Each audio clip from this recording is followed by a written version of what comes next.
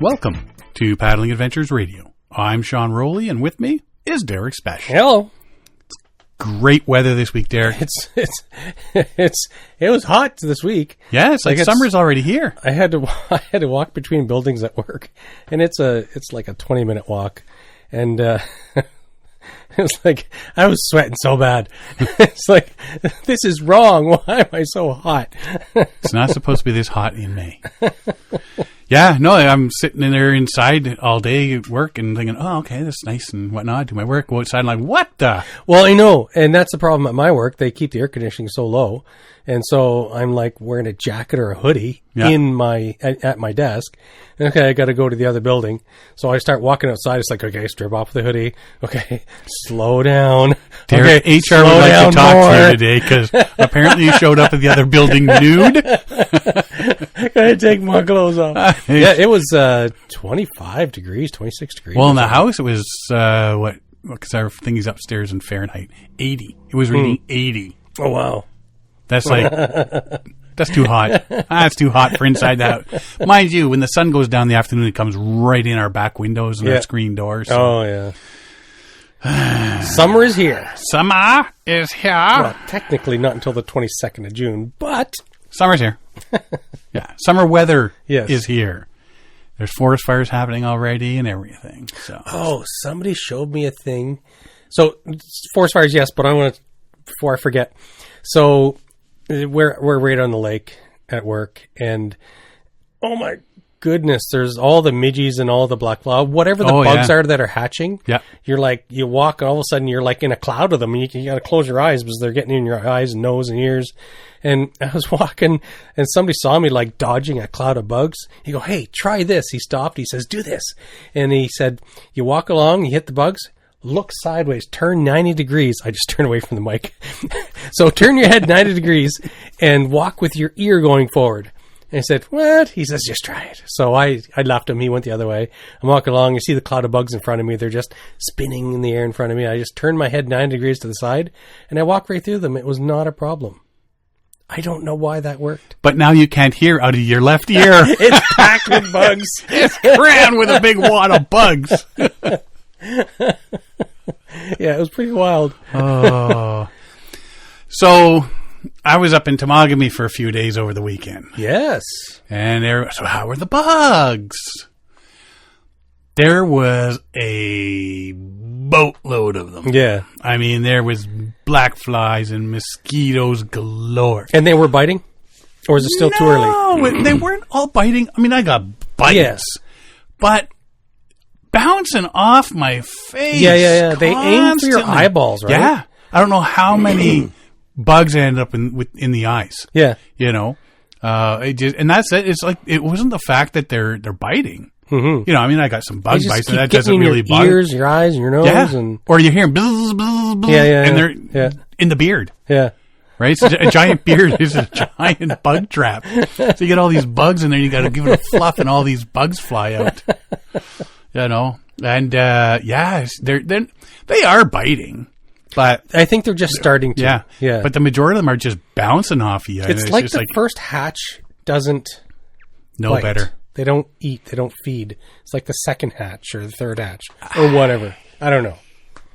I'm not a bug, so I don't know. I don't know what rules or what union they follow. So, a little instruction book on how to be a mosquito or a black fly. I'm not a bug expert, but I pretend to be one on TV. Right? But yeah, so they were, I should have tried the walk sideways. Yeah, like a crab. No, you just got to flip your head sideways. And then walk into things. Look over your shoulder, and it just, it seems to throw them off because they're looking for your eyes and stuff, right? Yeah. Or just wear sunglasses. Mm-hmm. It might be a little bit dangerous on a portage. They can't see your eyes if you're wearing sunglasses. Or you keep them closed. I always find the worst part is the horseflies in like June, July. When they're the ankle biters, because you don't even know they're there until it feels like somebody just shot you. It's like, what was that? Right on the ankle. Yeah. And by the time you go down to slap there's a pound of flesh. It sees you coming. Yeah, it's long gone. It's still biting while it was watching your hand coming, right? But it's it's part of it though. For the most part, and as I'm scratching because I'm thinking of them now. But you know what I'm not thinking about when I'm out there, and I don't think about it until I get home and I see pictures? Ticks. Yes. I do not think about ticks while I'm out there at all. And then I come home and I see pictures. Oh, I was just out this weekend and I got this and I got that and I got this. And I better do a full body check. So I look at my studly self in the mirror and there's nary, mind you, I lifted up because they say warm areas, right? Armpits and groin. I lift up my arm to check, and there's a black something in my armpit. And I'm thinking, oh no! Nah, I was wearing a black shirt. It's just fluff. It was a fluff tick. It's a new type of Canadian tick. It's the fluff tick. Doesn't bite. Totally harmless. Nice and fluffy. Yeah. So fluffy. I've seen a few people, just as we keep having mild winters, I've seen a few videos this year where people are like you see the guy with his phone, he goes up to the grass and he just rests his hand against the tall grass bit and you can see about a dozen ticks climb off the grass onto his hand. Really? And then he flicks them off but it's just like all on one piece of grass. It's like, holy cow. And then another guy showed a video of, it was the base of a tree and the ground, there was hundreds of ticks milling about at the base of the tree. Really? It's like, that's crazy. Yeah, remind me not to go visit them. I know, right? Where is that at? Well, knock on wood so far. I haven't had any, so. But when I'm out there, I'm not even thinking about ticks. Yeah. Because I'm being bombarded with mosquitoes and black it's too distracting. It's the immediate problem. The tick problem will come up later. Ticks are sneaking up behind you while you're being distracted. It's all a plan. The ticks come along with a bat behind you when you're not looking. Get you by the legs. And speaking of bugs, this is the year, the summer of the cicada. Yeah, what's the deal with that? So they go through cycles, right? Yes, they go through cycles, and there's two different species. Anyways, there's two different types of cicadas, and they come up in different times. But this year, because one is on a 17-year cycle and one is on a 12-year cycle, and very rarely do they meet up, but this summer, the cycles have met up, so you have a double whammy of cicadas. And But they're just noisy, right? Very, very noisy. Yeah. So apparently it's the males that make all the noise, and because they hey, come baby. exactly. Hey, baby, go over here.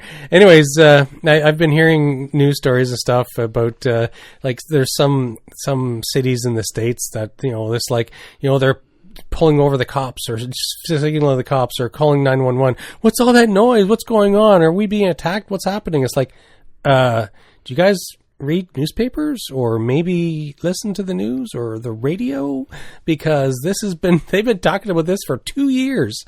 Wow. Yeah. But people are like panicked because of all the noise. Yeah, because I know they go through the cycles, but it's just like, okay, so what's the big deal? It's just a bunch of noisy bugs. It is noise. Yeah. But they're everywhere. Like these things are big. Like they're like your thumb. Well, I'm going to start catching some. I wonder if they're edible. They've got to be edible. They got to be. Everything's edible. Everything's edible, but you know what? Like, do you have? Question is, do you want to? How do you prepare them? Do you want to eat them? Like, I'm sure they're. Well, there was a guy when we were up camping on the weekend, and he was making sardines. They're big sardines, and they were salted, and then he barbecued them. Oh. And then he says, "Yeah, just scrape the skin off, eat the meat, but don't eat the guts." How do you separate? I didn't have one. I said, no, if it's got the head and everything still on looking at me and the guts inside, I'm not eating it. Yeah. So I didn't. I just politely walked away. The smaller sardines. In the can, like the small ones are like 2 inches long.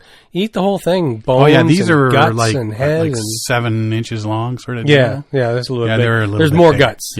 Yeah, more guts. Yeah, you don't just pop them bad boys in your mouth. Its guts just squirted down my throat. So, like I say, I was up in Temagami for a few days. Weather was great. Did a little bit of paddling around. Yeah. Bugs were, like I say, they were bad, but some people are, they're worse I've seen in ages. Well, apparently you haven't been getting out because I've seen them a lot worse than this. In the last year was worse than they are right now. Heard loons for the first time this year. Oh yeah. Nice. Yeah, there's a couple loons on the lake. We went out to see, the seagulls, babies.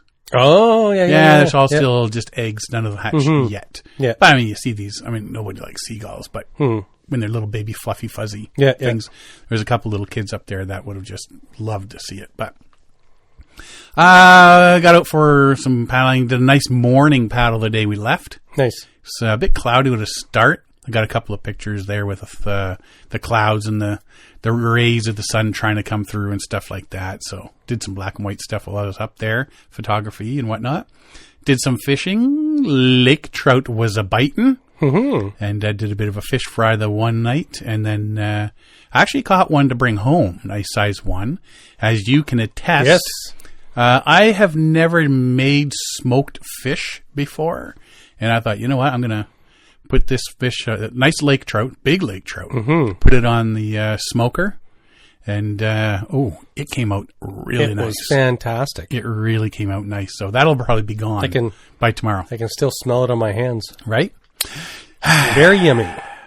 But I did a lot of just hanging out and relaxing, chatting with people about everything and nothing. Yeah, I didn't have to be doing something every you weren't minute of the day sort of deal. Yeah. Right? Got up there, parked the truck, and it didn't move, and the canoe was basically at the water, and if I wanted to go out, I could go out. If I didn't want to go out, my chair was there. I could just sit there and sit around the fire. And was there singing around the campfire with guitars? And No. The people that usually do guitars were not there. Oh, okay. Yeah. So it was somebody's birthday, so that's why we went up there. But just nice to get out of the city and away from all the hustle and bustle. And, right on. Get up that way and just enjoyed it. It was good. Nice. Wish I could have stayed longer. Yeah. There was, coming south, all of a sudden it said it's going to take you this long. Then all of a sudden I get to one spot and there's like a 25-minute delay. Oh. Great. Stop, go, stop, go, stop, go, stop, go, stop, go. 25 minutes just to get up by a bridge, and there's people doing the old Trudeau is an idiot, blah, blah, blah. F Trudeau this, F Trudeau that, waving flags and everything like that. I don't see how that helps. You know what? You've just pissed everybody off that's coming down this highway trying to get home on a holiday Monday afternoon. Works against your message. What is that all about? Yeah. Anyway, and then I guess over because I come down around, instead of heading through Barrie, I come around the other side, like the west side of east side of Lake Skimco. Yep, that's where I go to. So it's easier, right? And where the Trent Severn comes through a game bridge under they're doing work on the bridge, so they got it cut to one lane, and there's a road that joins there as well. So you got all these people trying to join the road, and then some people are coming across the bridge one way, then the light turns and everybody goes across the bridge, and then there's people trying to merge while these people are going. People that are lined up for another 25 minutes behind me are not happy that I'm going to let somebody in. But they end up doing the zipper thing where one person goes, one person goes, sort of deal. So y'all get through eventually. But while I was sitting there for 25 minutes, all of a sudden I get this tornado or thunderstorm watch. Oh yeah, right? yeah. And I just watched this thunderstorm come at me, go over me, pass me, thunder, lightning. Oh yeah, heavy rain, everything. Like I saw the announcements for it, but we didn't hit us down here. Southern Ontario. It hit us, and the entire half hour or whatever that I was waiting in line to cross that bridge. That was Monday afternoon. Monday. Yeah. That one that one hit us. Yep.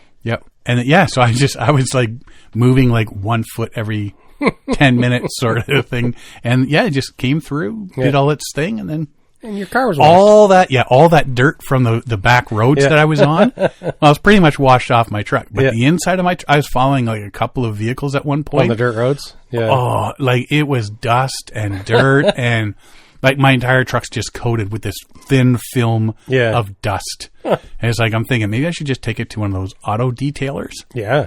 And then deal with all their nasty glances afterwards. And you want me to clean their name calling and you could have warned us. We would have hired 4 more people to clean the inside of your truck. Yeah. But it was a nice day or a nice weekend to go up and do some paddling, do some fishing, do some relaxing, hang around a fire, chat with people.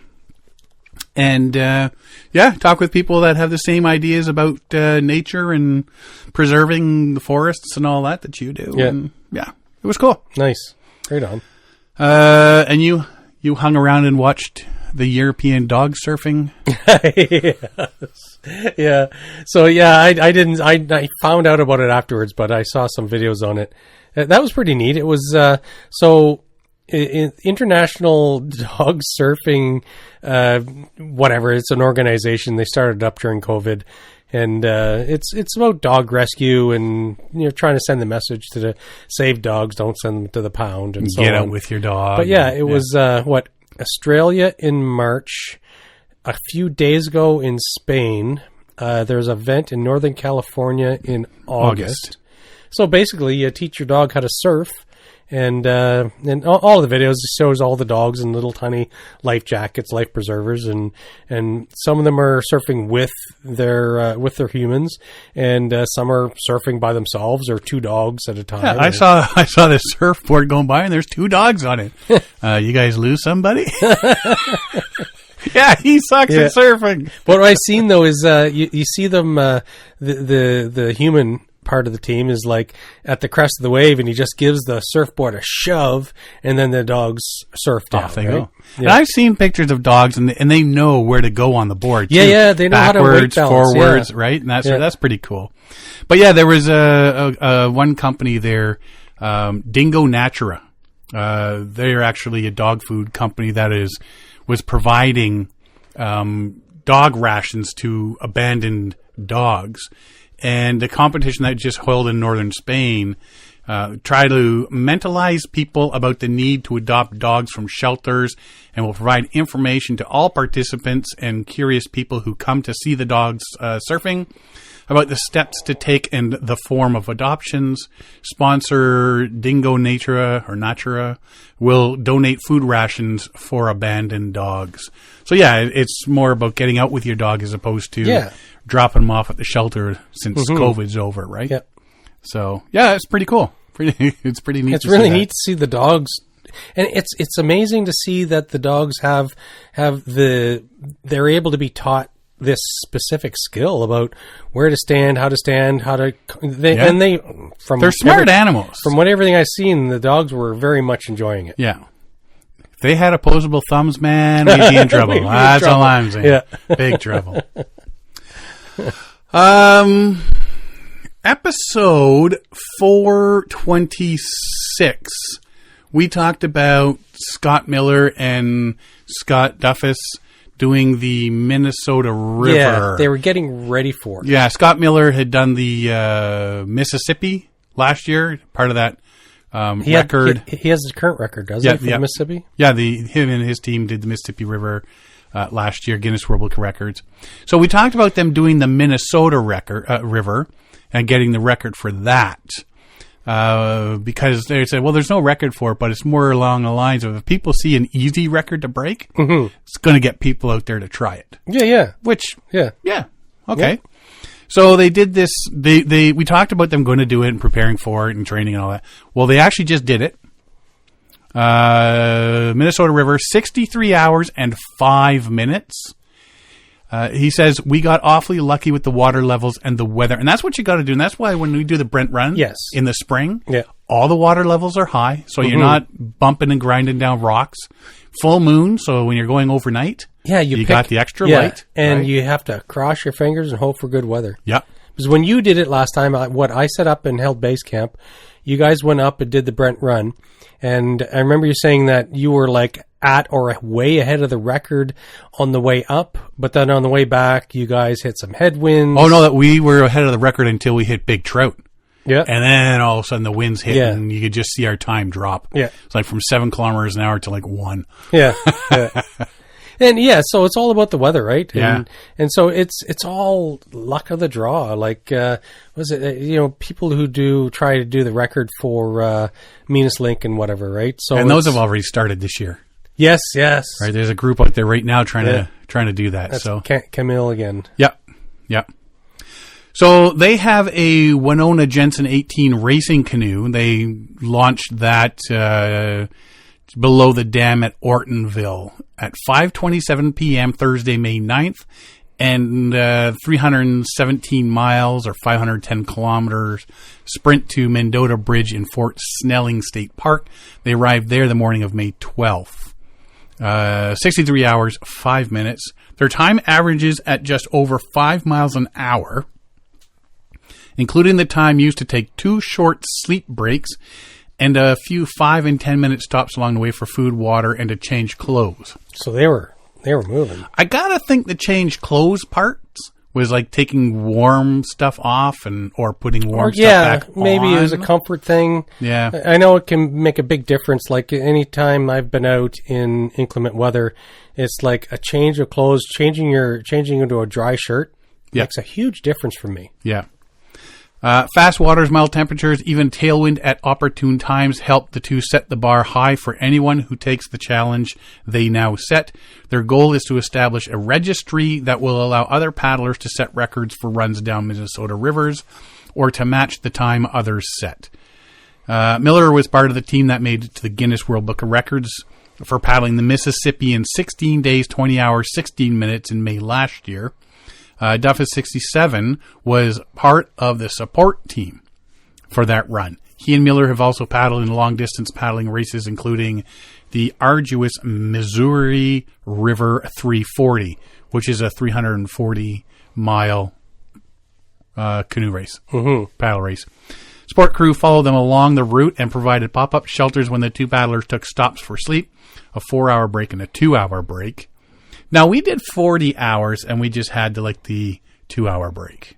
Yeah, you guys took us a quick nap. Yeah, we took a quick nap because a couple of us were stumbling on the portage, and so we figured we're not breaking the record now. So if somebody's getting a bit tired and stumbling on portages, we'll just have a quick snooze, catch our wind, and be gone again. Part of the run was magical. Northern lights flashed and shimmered above them on the night of May 10th. That was a night when all the big northern lights and everything were out, right? True beauty of the adventure was the river itself, according to Miller. They were able to appreciate the epic sweep of it by making such a quick run. From a narrow channel at the start to flooded woodlands on the lower reaches, it never disappointed. Nice. If you want to see video and photos of their adventure, you can go to the Facebook page at Minnesota Speed Record. They'll be posting information in the future on their registry they hope to set up. Very so cool. You know what? We talk about that. Who's got 75 days to go chase, some of these big ones? But something like this, like a 3-day weekend thing, you get your buddy, hey, let's take 4 days off, and we'll, 2 days plus the weekend, and we'll go try something like this, right? If anything else, you have a great time with your buds. Mm-hmm. I'm almost empty here. Yes. So tonight, I managed to get my grab your little paws on Bob Cajun Brewing beer. So they were at a local farmer's market, and so I picked up a bunch of that. So it's we started out with a chocolate stout, which is very good.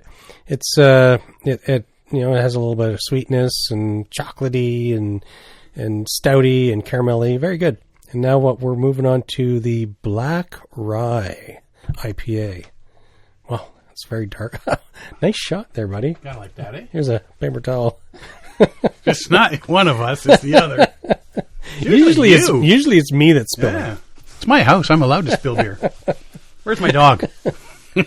So this here is what? This here is a Black Rye IPA from Bob Cajun Brewing. I like I like when people play around with the darker beers. It's like they're one of my favorites. It's more of a winter beer. I like more of a lighter beers in the summer, but we should have started with this one. Yeah? Yeah. Oh, that's good. Oh, we finished with a good one. You know what the problem is? Not enough of it. I know, right? That's very good. Yeah. Black Rye IPA. Yeah, I think I like to start this chocolate stout one better. Mind you, I like the stouts. Yeah, right? But like I was saying earlier, we should have started with the Black Rye because you start with the Black Rye and then you finish with like a dessert beer, like a chocolate stout. Yeah. Anyways. Well, we went chocolate stout. Now we had the Black Rye. Yeah. So then we got another one out there. Then we. No, I'm at my limit. Know your limit. Play within it. Yeah, and we're just having half beers here. Yeah. Sharesies, beer buds. For the past 14 years, Ben Pierce has served as the executive director of the Lafayette-based nonprofit Louisiana Swamp Base, as well as director for Swamp Base's partner company, McGee Swamp Tours in Henderson. So this is heading way, way down south. Pierce began his professional scouting career with the Boy Scouts of America in 2010, and soon after founded Swamp Base as a program of the Boy Scouts of America. So this is a whole thing. Now, it gets a bit confusing when you're starting to look into this place, but they talk about getting out there and checking out what they have to offer, but then all of a sudden it says, but it's for Scouts only. Oh. So, wait, what? Yeah. Swamp Base was started in 2013 to offer high-adventure treks and paddling trips through the Atchafalaya Swamp, modeled from the Boy Scouts of America's 4 national high-adventure camps and bases, Philmont Scout Ranch, Northern Tier, the Florida Sea Base, and the Summit Betchel Reserve. Swamp Base joins their tradition of working to offer a premier camping and paddling adventures for youth serving organizations from across America. So they are talking about, hey, here's this thing, here's what we do, here's what we offer. There's this 5-day paddle thing for all your scout groups and school group, all that sort of stuff to come on down and check it out. So it's not a family thing, but if you work with some sort of youth-based group, this is a perfect thing to get them out there, especially into nature and stuff. Very cool. When not working with youth development programs and creating new constituents for Louisiana's swamps, Pierce can be found paddling, photographing, and sharing his images of these environments. We are in the business of changing opinions. We get the opportunity to immerse people from all over the world into Louisiana's most iconic landscape, swamplands. We get to break any of those misconceptions, bust any of the myths that people have ingrained in their brains about swamps, and it's because of outside influences. All the gators are going to get you. Yeah. That's the core mission. We immerse people in the environment that is often misunderstood and hopefully leave them with a positive perception of this place. Through that, we feel like we're ambassadors of our state and for these wetlands. At this time, only Scouts are eligible to participate in paddling trips. The reason being, Scouts and leaders arrive with certifications of training in various courses needed to paddle, first aid, weather hazards, which ensure that they have an understanding of the adventure in front of them and how to handle any potential hazards. Alligator wrestling, yes. Crocodile defense. Yeah. Snake hazards. The trek itself can be a daunting task. Obviously, there's lots of things that go beyond the swamp. For us, the swamp is a classroom that allows them to learn lifelong lessons that will make them better people in the future. And that's what a lot of these youth groups do. It's like, give you skills to be a better person, There's lessons about perseverance. Trek happens during June and July, so it can be hot for sure. And with the hot comes the bugs. Overcoming adversity, whether it's those pop-up afternoon thunderstorms or working with their paddle mates along the trail, is about trying new things and being open-minded to different experiences. Some of the most important lessons for the future is to learn how to work with other people, how to communicate, offer help, ask for help, and put your pride to the side. These are all things that make a better work environment and better home environment. So they're teaching them out there, and this is what you got to do, and then that leads into all aspects of your life. I mean, I grew up learning that when I was in Cubs and Scouts, and then in Air Cadets and everything afterwards. It's like you take all these skills and these leadership opportunities and that, and you put them into your life, right? There are those are the lessons you learn when you're out there for 5 days paddling in a swamp, in addition to all the lessons learned about the water, the connectivity, and the environment, and how to be better stewards of it, which is the big thing. Mm-hmm. There are common misconceptions about the swamp. I can think of quite a few. The obvious ones are usually going to be alligators, snakes, and mosquitoes. And the smell and the heat, some people think of danger or eeriness. Well, everything I know about swamps I got from comic books. And Scooby-Doo. Yeah, and Scooby-Doo, right? Yes, absolutely. If Scooby-Doo isn't telling you the truth, then who is? So that's what I'm saying. They think the swamp is infested with alligators. We hear that a lot when we watch TV. Infested is used as such a negative word instead of the fact that they're living in their natural habitat where they actually belong. Yes, we're in their area. We hear the alligators are going to eat you, snakes are going to fall out of trees, and mosquitoes are going to suck every drop of blood from your body that the snakes and alligators didn't get. Yes. Trying to sell people to go into a swamp is not the easiest of tasks. Again, you have so many outside influences saying otherwise. And I mean, that's it. Until you're there, you don't know. No, so, absolutely. I mean, we talk about the alligators and joke about it sort of thing, but if I were ever to go down there and paddle, I fully am not expecting now that I've said about to say this, I'm not expecting snakes to fall from the tree. I'm not expecting to be attacked by a gaggle of alligators. What do alligators go in? It's not a gaggle of gators. I have no idea. A gang, a herd of gators, a murder of gators, girders. I know that's not going to happen, but we still like to joke about it. We do various grassroots campaigns and get outsiders who are brave to come out here, then charge them with the responsibility of making a difference and promoting the swamp into a positive way, despite all the congregations of alligators. Thanks, buddy. A congregation of gators.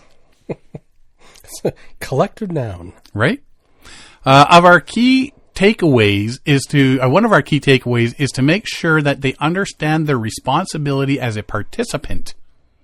It's not that they just battle this excellent trail for 5 days through the Ashafalaya. It's that they are the ones who are going to actually make a difference. That's what's so different about what we are and what we do and who our participants end up being. They have a direct role in the success of not only what our program is, but in the future sustainability of this environment. We're going to talk about something else a little later on in the episode, but this is the big thing, is getting the young people out there, because when you and I are dust, they're the ones looking after it. Exactly. So they got to have a say in it. They got to be looking into it. What better place to start than when they're little? Yes. Right? And to appreciate the backcountry, to appreciate the forests and the streams and the rivers and yada yada yada, you have to enjoy it as a child and grow up with it. And well, maybe not as a child, but eventually you have to find some likening of it, a young adult. But if you don't if you just spend your time on video games, how are you going to care for this in the future and stop mining interests and stop clear cutting interests and so on? Right? You're not going to care. Mm-hmm. It's not somewhere I go, so. Yeah, exactly. Yeah. Yeah. In order for that to happen, you have to give them a good experience. We make sure they understand the species and the connectivity of this environment to our watershed. They understand the culture that is supported by the swamp and how amazing these people are in South Louisiana and across the Gulf Coast. So they do a 5-day paddle with the youth groups. Primary user group for our adventure trails are the Scouts. Young people from across the country. We've had participants come from all corners, including Alaska and Hawaii. The core of the 5-day paddle trip is a 61.6 mile long paddling trail that traverses through 4 parishes in the Ashafalaya Basin. We get a chance to feed them good local cuisine like red beans, gumbo, and jambalaya. Ooh, I could only take so much of that. They're paddling through bayous, cypress forests, lakes, canals, and understanding the impacts of man on this environment as well. They're seeing all the wildlife and really soaking it all in. They have to earn every mile because they're paddling. So they're doing the work. It's not like somebody's boating them around. Every paddle stroke means something to them, whether it's their body feeling that effort or just the fact that they have a chance to really take in all this vegetation and scenery. So something's just sticking in my head here. So who in Hawaii is going to go, let's go to a swamp in Louisiana? As opposed to a swamp in... No, as opposed to surfing in Hawaii or something, right? Something a bit different. Who from Northern Ontario is going to go, let's go down to Louisiana? Forget the bears up here. Let's go check out their gators. I'm not afraid of the bears anymore. I need to find a gator. Give me that little Friday night fright. That's true, too. Like, we talk about coming... I mean, last year, we came across a bear on the portage and moose and all that. Yep. Everything. And, like, any two of these could have, like, done us in. That moose could have trampled us. And we just keep on going. Yeah. Like, okay, it's just, it's Tuesday. But down there, you're like, there's a gator, there's a snake up there. Look at the size of that spider. It's really the humans you have to be careful of. Yeah.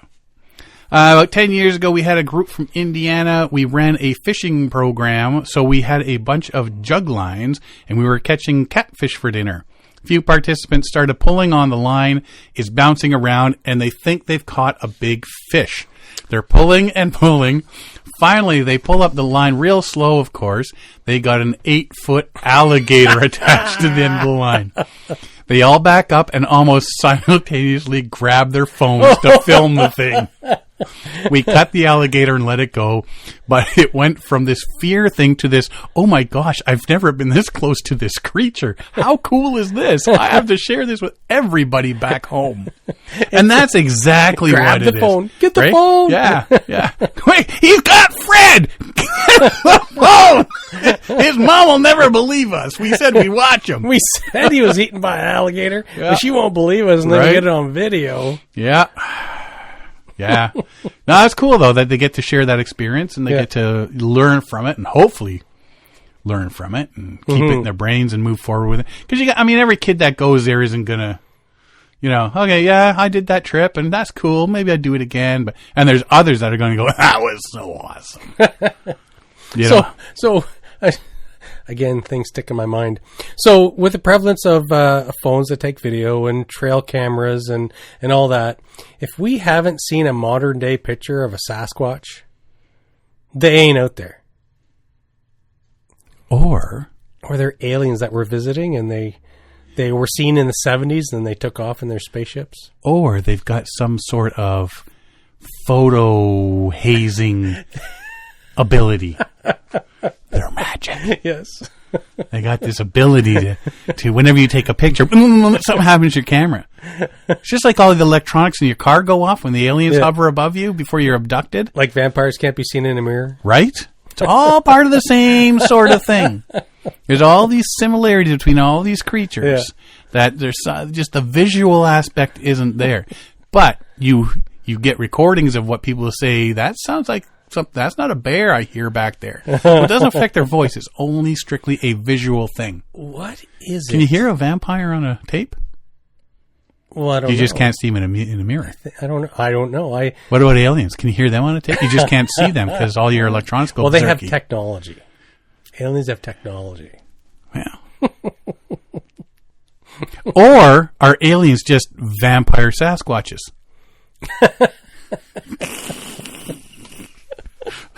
Should we save this for another podcast? A different one altogether? Conspiracy theories from our brains. Paddling Adventures Radio After Dark. Vampire Sasquatches. Yeah. So, if you want more information, go to swampbasebsa.org. And they got a whole bunch of information of what they offer, who it's for, and what you can see and do, and it sounds pretty cool. It's very cool, yeah. It's another one of those things for the young people to get to and check it out. Did they say what months they are? Because I know in the summer months. But when in the summer months? Because I've been Texas, Louisiana in July. What we're saying, June, just when the bugs come out. Because the humidity is thick. Yeah. Like it's like 110 degrees plus 100% humidity, and it's like, oh, right? Please let the alligator take me now. Please, alligator, come and get me. Yeah, it's the beginning of the summer there. So I guess you're finished school, and then the next day you're sent off to Louisiana. Trek happens during June and July. There you Hot go. for sure. Overcoming adversity, whether those pop-up afternoon thunderstorms or working their paddle mates along the trail. Yeah, June and July. Oh, what would be better than the hottest months of the year? I know. It'd be a little of a rapid acclimating. Yeah. So what did you do in Louisiana? Melted. I melted. I lost 50 pounds. I'm melting. I was 40 pounds and I lost 50. I am just a puddle of sweat in Louisiana. Yeah. All right.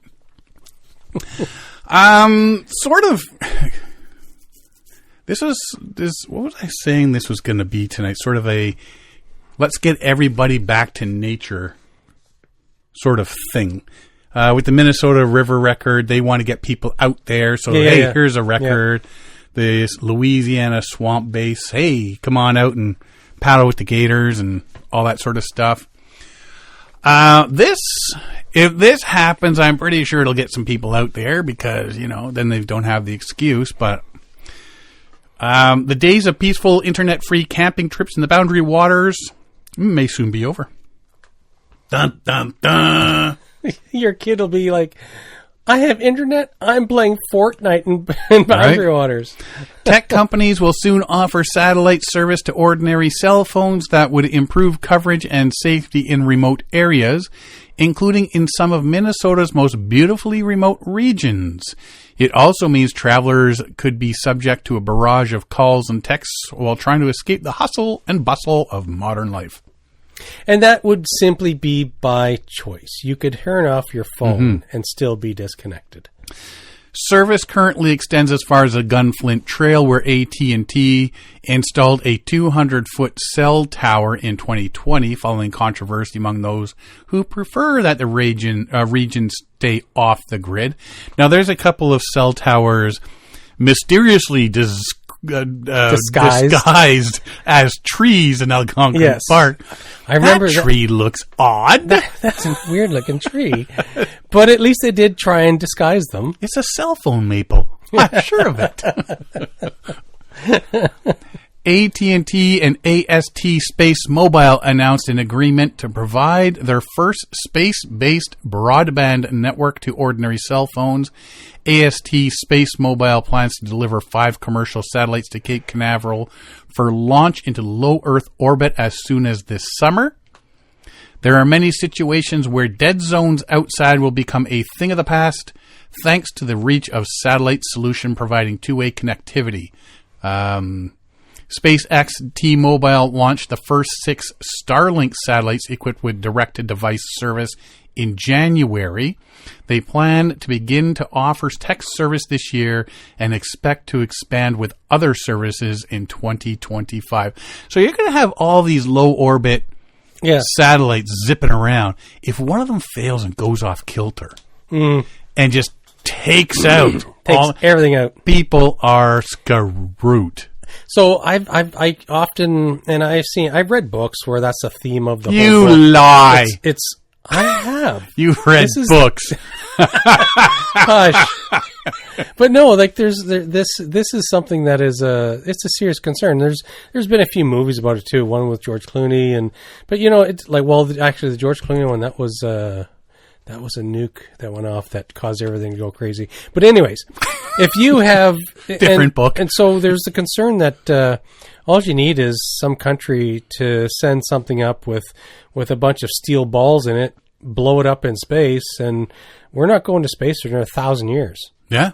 Right? All that stuff floating up there. I mean, that's what they say about they have to go the same speed as anything else if they're doing a spacewalk. Yeah. Because if they're not going fast enough and some piece of space junk comes through, it's going right through an astronaut. And so if you go to the Ontario Science Center, there was a display that I saw there, and it shows there's a shuttle, a window from a space shuttle, and there's a aluminum strut or something from a space shuttle. They were both hit by small chunks of what they estimate would be paint, like a paint chip. And you could see this this deep pit in the glass window of the shuttle, and something else had hit this aluminum strut, and you could see that this like a little mini meteorite hole in it, right? And so it doesn't take much. If something's going at 14,000 kilometers an hour, imagine what that can do. A meat puppet up in a spacesuit, exactly, right through, right. So 1 minute Fred was on the line, the next minute Fred was not. Yeah. I don't know who Fred is, but he's getting a lot of beatings tonight between alligators and spacesuits. What was the old movie with the bugs and so they were fighting the bugs? The bugs. Oh, Starship Troopers. Yeah. So the bugs sent meteors or asteroids into Earth. They were like trajectorying these giant chunks of rock at Earth. It's like, if something's going fast enough, it'll take you out. Right. So just think of that. So a couple satellites start breaking up and there's debris everywhere. All of a sudden, everybody with their satellite connectivity out in the backcountry boom, gone. Don't know what happened. Yeah. Because all of a sudden there's no connectivity. So I'm not a fan of this idea. However, like you say, I don't need to turn my phone on. Yeah. So when I'm in the backcountry, if I have my phone, it's strictly a camera and I use the notes so I can make notes about my trip. Mm-hmm. The rest of the phone could be dead for all I care. Yeah. However, if it does become a thing, my whole excuse about, you can't get a hold of me because I'm not anywhere where you can get cell phone service is dead in the water. Because that's my big thing now. Oh, well, if something comes up, we need to get a hold of you. We need you. Oh, you can call me, but I'm not anywhere I can get certain. There's no tree. There's no Scooby-Doo Yogi Bear tree that has a phone on it. But I would be beyond a tad annoyed if I was on a lake camping and all I heard for a few days was cell phones binging and ringing all night. Bing, bing. Yeah. Bling, bling. Yeah. Yeah. I would be annoyed. Why do I hear somebody's cell phone ringing on a portage? And I'd be looking at all the people I was with. I'm going to murder you. Is that one of you people? Does somebody have their phone on? Nope. Came from across it. And at night, if you're sitting there quietly on the rocks looking at the stars or something, you can hear things from across the lake. Yeah. Mm-hmm. I'd be annoyed with that. So feeding from that one, there's Kai Humphrey, 17, admits to spending most of his time in front of a screen. These numbers are shocking. I didn't think about. Secondary student from Bendigo. I keep wanting to put an N in there for some reason. Dingo got my baby. Bendigo, a regional Victoria, Australia, says he was on his computer up to 5 hours a night doing homework and gaming, and 8 hours a day on his phone. That's crazy. Well, they have their phones on all day at school, right? They're doing stuff before school, probably sneaking texts and stuff during class, lunch breaks, afternoon classes, on the way home from school. Adds up. My headphones are practically fused to my head.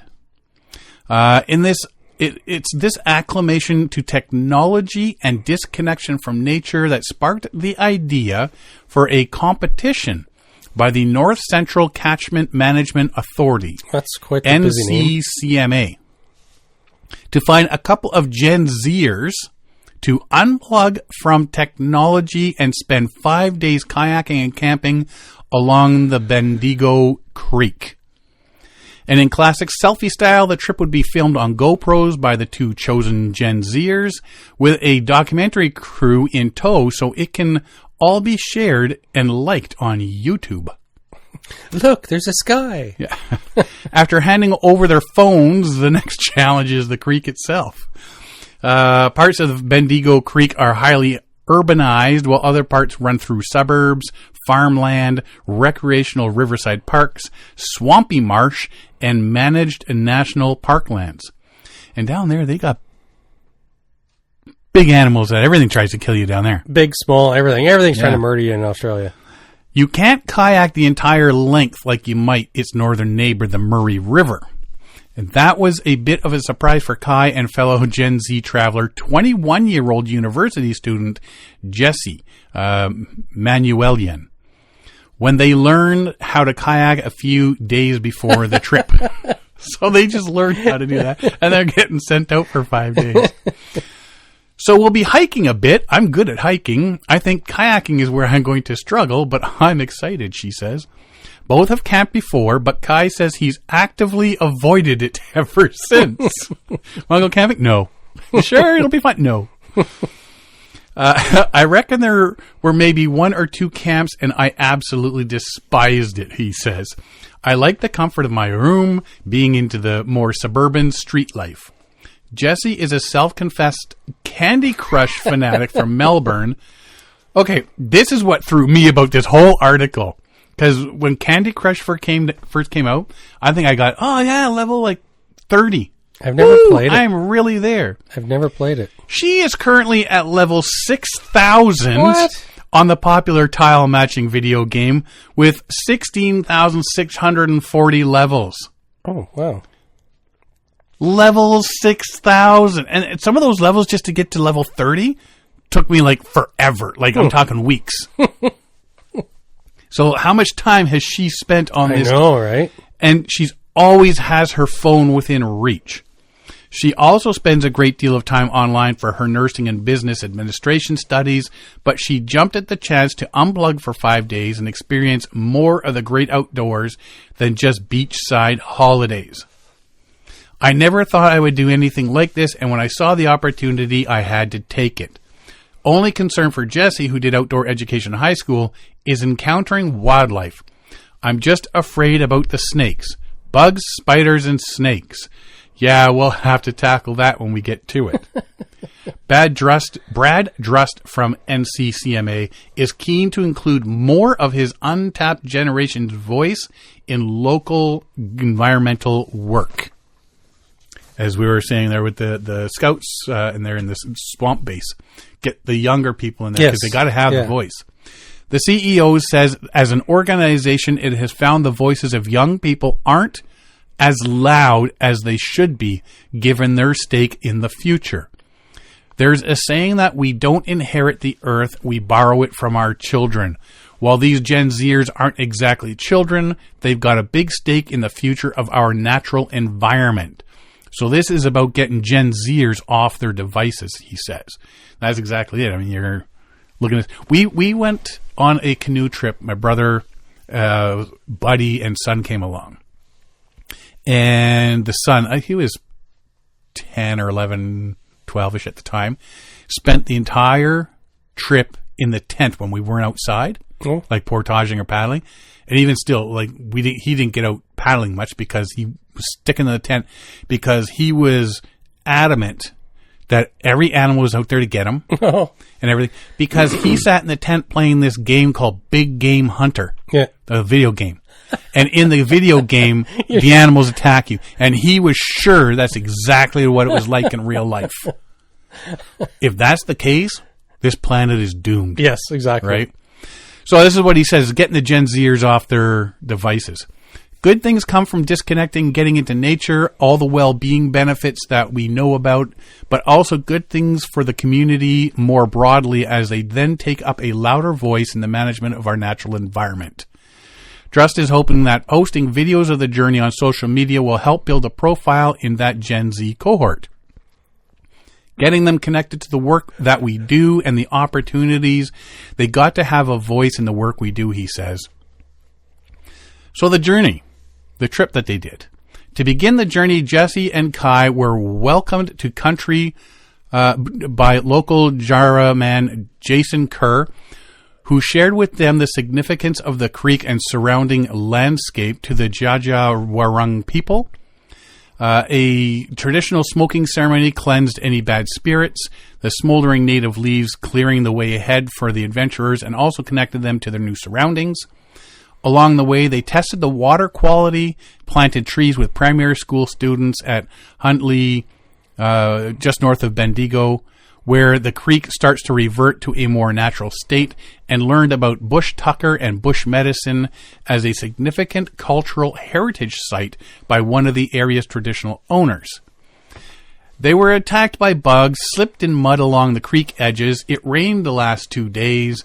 They had to wheel their kayaks almost as much as they paddled them, but they came out of the experience all smiles. From pulling the kayaks to climbing over trees, all the tears, spiders, animals, falling down in water, being lost in the dark, and then just yelling at each other. It's been phenomenal, they laugh. While Jessie admits to screaming about every spider they encountered for the first 2 days, she was far more chilled about them at the end of the trip. Orb spiders. I saw probably 5 billion of them. Probably isn't an exaggeration. I was like, it's just making its web. It's over there in the corner. It's doing its little thing. But did they miss their phones? I really struggled. I was looking for it in my pocket at all times, but also missing that social contact with friends and family, Jessie reflects. It was really weird for the first couple of days, not calling my mom, not speaking to my partner, not speaking to my friends. It was really hard getting used to that in the first couple of days. Which, yeah. Yeah, I can see that. Withdrawal. Kai agrees everything was tough for the first few days, but his attitude has definitely changed. Sitting there and watching a meteorite go across the sky with no light pollution at all, yeah. I was like, I don't need a phone to capture this. This is a moment for me. I don't feel like I've ever been so peaceful with myself. Jessie recommends everyone, not just Gen Zers, should unplug every now and again. I've really been connecting with the outdoors for the past couple days, and you really don't need your phone as much as you think. Gets you thinking, doesn't it? It does. It does. Mm-hmm. I've gotten in the habit over the last 6 months of putting my phone down, and then a little while later, what do I do with my phone? I do that all the time. I'm always losing my phone. Because I'm going, like, consciously coming in the house at the end of the day, put my phone down. Yeah. And I just put it down. Yeah. And wherever I am. And I think, I'll just put my phone down. And then I forget where I did. Someone might be trying to get a hold of me or something. So it's not like I got to be on it, but everybody, expects you to be on it. Yeah. So it's just sort of that, like, okay, well, yeah. Nope, nobody's there, so just leave it there. Come back a couple hours later. Nope, just leave it there. Or, somebody's trying to email me or somebody. So there's Gen Zers that are clients or work for clients. And Saturdays, Sundays, I'll get emails from them and I don't touch them till Monday. Yeah. I just happen to see they come up and like, it's 4 o'clock. o'clock on a Sunday afternoon. What are you doing? Right? Like, are you that dependent on having the technology and the phone that you just feel the need, you have to do it? Yeah. Right? And there's, with health and safety in that, you are supposed to be telling people, do not do work on the weekend. Mm-hmm. You are not supposed to be doing work on the weekends. And you That shouldn't. is your off time, Exactly. your downtime Yeah. away from this. And there's been a few people that we've had to out now say, stop it. Yeah. Right? And with my clients, I say, you can send me stuff. I'll tell you right now, I am forbidden by my work to do any work Off on the weekend. Yeah. It's when I recover and unplug and Yeah. People need to do it. People need to disconnect, drop the phone, get outside, do other things. Go on a 5-day kayak trip through Northern Australia. Do you know the little message signature line often at the bottom of an email signature? It's just a little message, this, that, the other thing. Oh, the legalese. Or whatever. So I've been seeing more and more lately at my work where it says, and quite a few people are attaching it. It says, my hours may not be the same as your hours. Do not respond to this email until you're back inside your normal hours. Something like that. So it's like, don't respond to this at 4 o'clock on a Sunday. Wait until you're in hours. Yeah. Don't respond outside of your hours. Yeah. So, and that's a healthy way to look at it and go about it. So my email says, "Hey, I accept donuts and gifts at all times." Does it? Actually, I didn't realize, because when I first got my phone, I put the name on my phone, Obi-Sean Kenobi. Oh, okay. I didn't realize when I send an email, it puts at the bottom from the phone of Obi-Sean Kenobi. Oh. And it's my work phone. So my clients, one of my clients one day says, "Hey, Obi-Sean, how you doing?" And you're like, "Well, how do you know that?" Because it comes in on it's always, like for 3 years, it's coming on every single one of your emails. Oh, damn. I didn't realize that was included. Yeah. From the phone of Obi-Sean Kenobi. Yeah. That went over well. Well, no one cares. Everybody thinks it's a... Oh, and that's my little tip in life I tell people when you're on the phone. If someone says, "Hey, how you doing?" "Oh, just groovy." Groovy. And it just, the conversations just change. If you throw, "I'm groovy," like the conversation totally changes. It catches people because it really does. Instead of people saying "I'm good," I'm good. It's a throwaway comment. It means nothing. It's more of a conversation stopper than a conversation starter. Yep. I'm fairly mediocre, I must say. And yourself? I'm hanging up now. That's how. Click. You're freaking me out. You're freaking me out. Can somebody else take this call? So the whole thing, this week has been get outside. Yes. People are doing things to encourage other people to get outside one way or the other. Minnesota River record, go and beat the record. Louisiana Swamp Base, go down for a 5-day paddle and maybe you'll catch a catfish, maybe you'll catch an alligator. Maybe an alligator catch you. Keep your phones handy because you might be getting phone calls, cell phone service everywhere, so you don't have to worry about missing a text or a call. You can be on a canoe trip in the middle of Boundary Waters and you'll get your phone call. And if you're Gen Z, disconnect. Go on a trip. Enjoy for a couple of days. Relax. It is pretty incredible. The world's not going anywhere. No, it's not. But it is pretty incredible how fast technology is advancing. Just think, like, 100 years ago, it was like, horse and buggy. They were just starting with fuel and motorized vehicles. They started with electric vehicles, and then whoever the billionaire dude was back in the day bought everything up and killed the electric industry. And but it's technology has advanced so much in the last decade or two. It's incredible. I think they can stop when they introduce the hoverboard. So like from everything from a skateboard to you can load a whole mess of bricks and this hover thingy and just boom. I'm waiting for that anything like a speeder bike or something like that. I'd be the first one out there buying one. Oh, I'd be running into We get trees. something like out of Star Trek or Star Wars with one of those speeder bikes. Yeah. I would be on there. So $50,000, I'll take 2. Put my license plate on the back. Do I gotta get one on the front too somewhere? We don't need roads where we're going. I don't need laser beams to start. It would be nice. It would be nice. Well, if I had, we joke about that, going down the 401 in the mornings and home at the end of the day. If I had lasers, rockets, or something, missiles on my truck, there'd be trouble brewing. Day one, I probably wouldn't make it even to the 401. I'd probably be stuck on the road from my work before someone ticked me off and I blew them into the ditch. People would learn pretty quick. Oh, I better drive a lot more calmly. Someone's driving their car, weaving all over the place. Missile lock? What the? Freak people out. Yeah. So it's probably a good thing that they don't have those on vehicles. Yeah. Does my car come with? Do I have shields? Any sort of armament? Armament shields. Because, I need chaff launchers. I mean, Ford has offered me. Well, like I say, the first little trip up north with the canoe and camping and bugs and snake. I saw 3 garter snakes. Yeah, easy peasy. One was in a wood pile. One was laying in the middle of street or path just Okay. mellowing. And the other one was at the side of a path just mellowing in the sunlight. Snakes are out. Yeah, I've seen a lot of people posting pictures on social media lately. Yep. Like a few people have posted northern water snake or something like that. I can't remember what they called it. Yep, they're out there. Yeah. They're all. It's snake and bug season. Mm-hmm.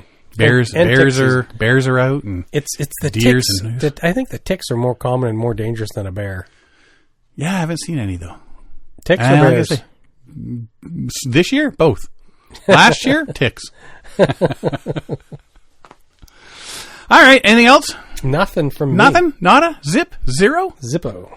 Hot diggity. We're going to the Canoe Museum on Saturday. Yes, we are. Is anybody going to join us? Well, I don't know. We're going to be there about 10:30? Opens at 10 a.m. Opens at 10 a.m. We're going to be there for 5 on Saturday. Yeah. And so we'll be there fairly early and maybe we can see what we can see. And yeah, I'm looking forward to seeing that big hall of canoes. Yeah. The big hall of canoes. Are we bringing a canoe? I don't know. They're they're talking rain. Oh, yeah? In the afternoon. Because they have their own dock and everything now. Yeah, so we'll check it all out, and then we just go up for canoe at another day with Kevin Let's take Callan. one of the display canoes. Right? Start the car! Start the paddles! You grab the paddles, look over the canoe, and run! Hold the door. Yeah, so we're going to go up. We're going to be there about 10:30 this Saturday at the new Canadian Canoe Museum, and we'll wander around and whatnot. Yes, so that's the 25th of May for those that, in case you're listening to this in June, we're not going to be there this weekend in June. But if you're listening to this in May, on the 25th of May. May 25th, 2024. Yes. We are going to be at the Canadian Canoe Museum. Good idea, buddy. We stood there for 6 hours. They didn't show up. We were there in September of 2025, and we did not see them. Oh, jeez. All righty. So, yeah, if anybody sees us there, say hello and have a little chit-chat. Yes. In the meantime, if you want to find out more about us, you can find us at paddlingadventuresradio.com. We're on Facebook and Instagram. You can download or stream our episodes on iTunes, Apple Podcasts, Spotify, Podbean, iHeartRadio, Player FM, and all your favorite podcast downloading sites. Just Google Paddling Adventures Radio Podcast and comes up right away. Like a billion different sites. Or you can just go to the episode page at paddlingadventuresradio.com and you can stream or download all our episodes. If you enjoy the podcast, please share it with your friends, family, and fellow paddlers. I want to thank everybody for listening this week. I'm Sean Rowley. And I'm Derek Specht. We'll see you next time.